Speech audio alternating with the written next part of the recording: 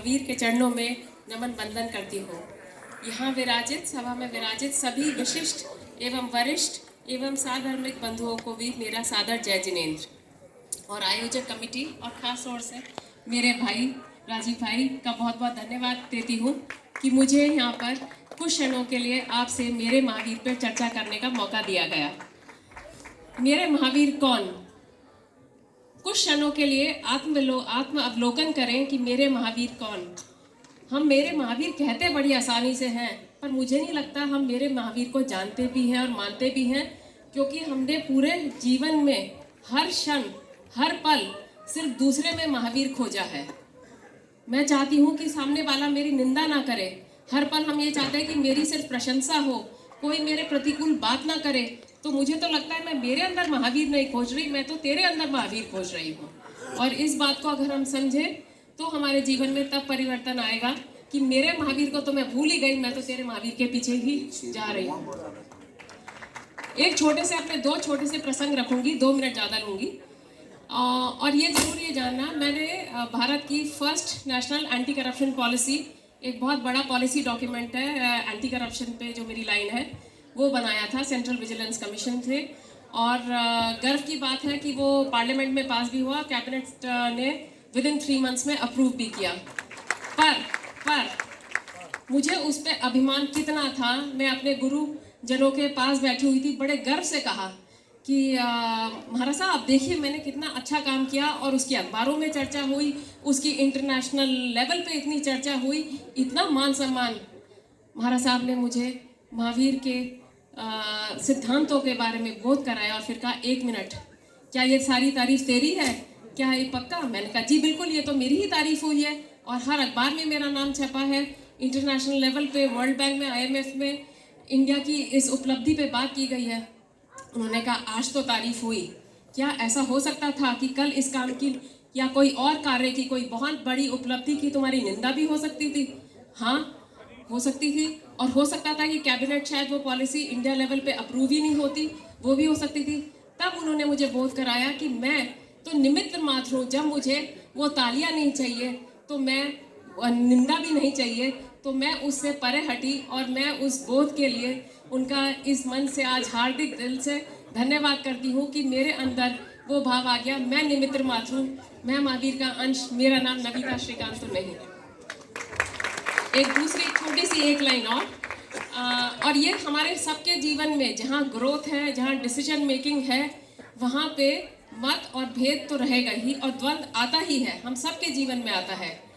और आप सोचिए कि मैंने जहाँ 15 देशों में काम किया और इसी तरह मैं US में भी एक बहुत बड़े प्रोजेक्ट में बहुत हाई लेवल पे, सीनियर लेवल पे पोजीशन में काम कर रही थी। एक बहुत बड़ा प्रोजेक्ट जो मुझे मिलने वाला था, किसी वजह से मेरे सीनियर जो प्रेसिडेंट थे उनसे थोड़ा भेद रहा, सोचने में कुछ फ़र्क रहा। उनको लगा कि मैं इस प्रोजेक्ट के काबिल नहीं।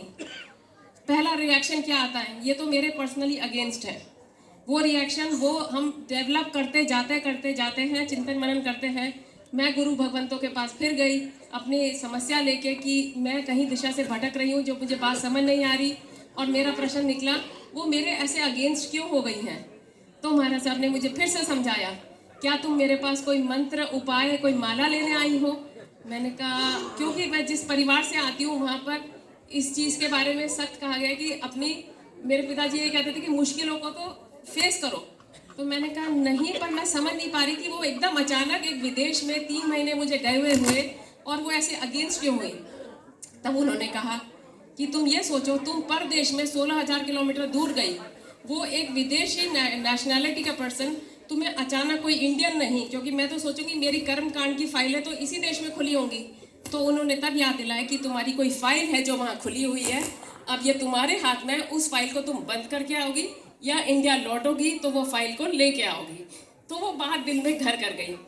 लास्ट मिनट पे वो मीटिंग का समय आया जिसमें वो फाइनल डिसीजन था, जिसमें पूरे उस top most leaders, international leaders, nationalities बैठी हुई थी। और वहाँ पे मैं जैन धर्म की चर्चा करूँ तो कुछ मैं जाते जाते मीटिंग में मैंने अपनी माँ को फ़ोन किया, तो उन्होंने कहा क्षमा वीरस्य भूषणम, एक लाइन कही कि जो होगा पर तुम दिल में गांठ मत बांधना।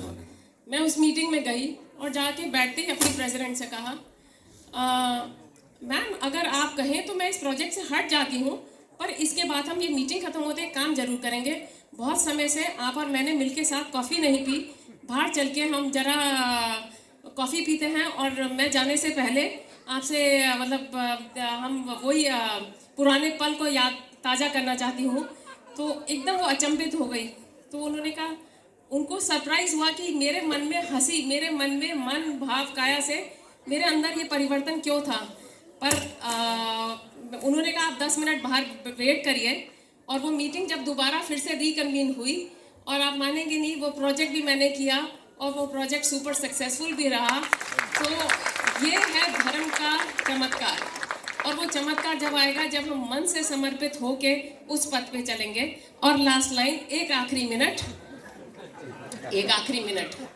और सबसे बड़ी भगवान की सीख क्या? सम्यम गोयम मा पवाएं। और ये शायद मैं बचपन से भगवान महावीर ने तो गौतम स्वामी को ये 36,000 कहा, बाहर कहा। मेरे पिताजी ने तो मुझे शायद लाखों या करोड़ों बार ही कहते थे।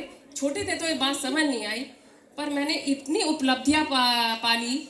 फाइनेंशियल टाइम्स, इकोनॉमिक टाइम्स, कोई भी अखबार लें, कहीं पर भी संसार में ऊंची जगह मेरे आर्टिकल्स पब्लिश, वो ऊंचाइयां हासिल करी। पर उन्होंने कहा अगर जीवन में बैलेंस नहीं तो तुम और होलिस्टिक लेवल पे तुमने देश के लिए क्या किया, तुमने समाज के लिए क्या किया, तुमने जिन शासन के लिए क्या किया। तो वहाँ पर बात उन्होंने बार बार समझाई, समय व्यर्थ मत गवा। मैं आज 60 साल में लौट के अपने